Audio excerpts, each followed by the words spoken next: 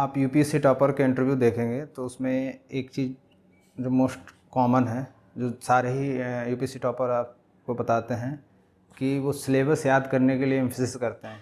वो बार बार कहते हैं कि आपको यूपीएससी का जो भी सिलेबस है वो आपको थॉरली याद होना चाहिए, मेमोरी में आपके सेट होना चाहिए। क्योंकि ये आपके, अगर आपको सिलेबस याद होगा तो आपको ये क्लियर रहेगा कि आपके लिए क्या चीज़ इम्पोर्टेंट है आपके जो टेक्स्ट बुक्स में वहाँ से, या आप न्यूज़पेपर पढ़ रहे हैं तब भी आपको ये क्लियर रहेगा कि आपको किन चीज़ों को फोकस करना है, किन चीज़ों को अवॉइड कर देना है। ठीक। लेकिन जब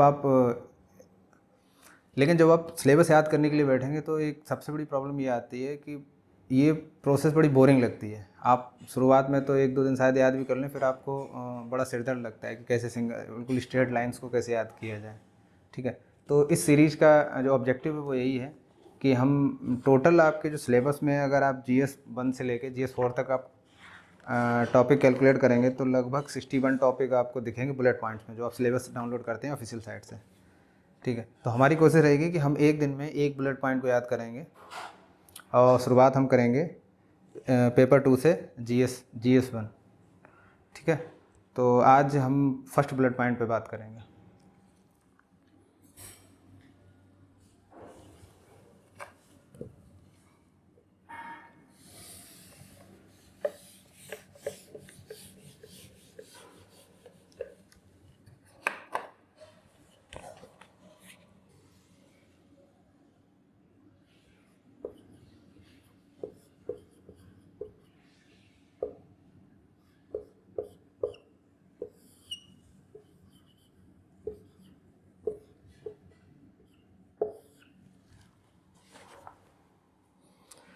तो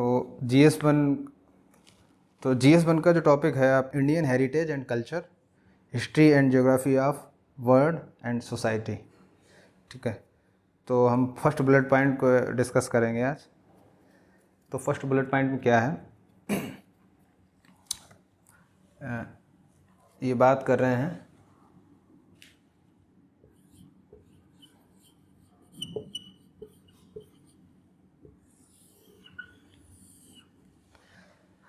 हैं कल्चर की।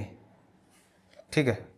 तो कल्चर की बात कर रहे हैं, तो कल्चर में अब ये आपको ये समझना है, ये कल्चर की बात कर रहे हैं तो कल्चर किस वर्ल्ड के कल्चर की बात कर रहे हैं, पूरी दुनिया के कल्चर की बात कर रहे हैं, या किसी पर्टिकुलर प्लेस की बात कर रहे हैं।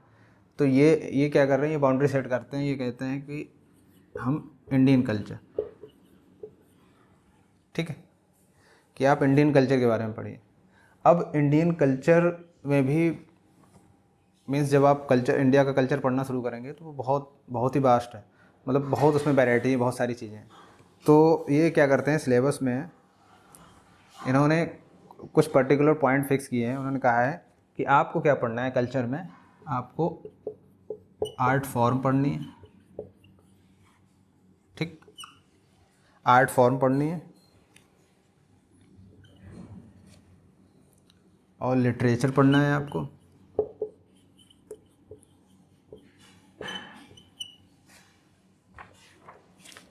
And third one is architecture. आपको ये 3 चीज़ें पढ़नी है आर्ट फॉर्म में। ठीक है। अब इन 3 चीज़ों के मोस्टली क्या कवर करने हैं आपको, इन 3 चीज़ों के सेलिएंट एस्पेक्ट्स। ठीक, क्योंकि ये अपने आप में भी बहुत बड़े टॉपिक हैं, और यहाँ पे भी अगर आप आर्ट फॉर्म्स पढ़ना शुरू कर देंगे तो बहुत सारी आर्ट फॉर्म्स हैं।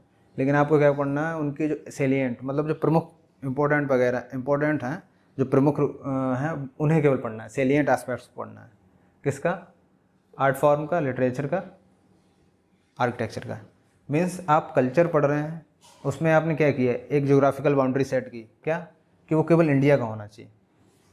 ठीक है, पूरे दुनिया का नहीं पढ़ना है, सिर्फ इंडिया का। एक आप ज्योग्राफिकल बाउंड्री सेट कर दी कि इस प्लेस का, उसमें भी आपने स्पेसिफिक कर दिया क्या कि आर्ट फॉर्म पढ़ना है, लिटरेचर पढ़ना, आर्किटेक्चर पढ़ना। ठीक, और इनमें भी अगर आर्ट फॉर्म में भी इनके केवल सेलिएंट एस्पेक्ट्स भी पढ़ने हैं। ठीक, अब आपने क्या किया, आपने ज्योग्राफिकल बाउंड्री सेट कर दी।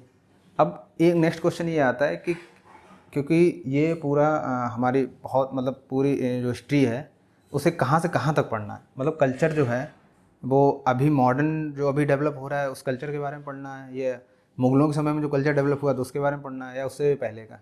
तो उन्होंने क्या किया है कि जो टाइम लाइन भी यहाँ पे सेट की है, इन्होंने टाइम लाइन भी मेंशन की है, और वो टाइम लाइन क्या है, फ्रॉम एंशिएंट टू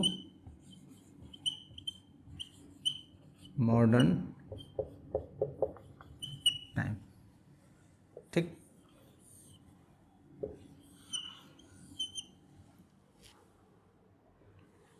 मीन्स यहाँ से आपको पता चल रहा है वेयर, मतलब कहाँ का कल्चर आपको पढ़ना है, और यहाँ से ये जो दो बातें हैं ये क्या बता रही हैं, व्हेन, कहाँ से कहाँ तक का पढ़ना। ठीक, और यहाँ पे ये बता रहे हैं आपको व्हाट, कितना पढ़ना। ठीक, तो अब आपके पास जो सिलेबस बुकलेट है उसमें आप जो फर्स्ट लाइन आप इसे ऐसे पढ़ सकते हैं, देखिए आपको समझ में आ जाएगा कि Indian culture will cover the, ठीक, Indian culture will cover the salient aspects of art form, literature, architecture from ancient to modern time. ठीक, ये फर्स्ट लाइन आपको याद हो जाएगी इस वीडियो के बाद। आप इसी तरह से खुद से भी एक बार इसे इस स्ट्रक्चर को इस तरह से ब्रेक करके लिखिए अपने में, और फिर वो सिंगल लाइन है उसे भी बार बार पढ़िए, आपकी मेमोरी में सेट हो जाएगा। Thank you.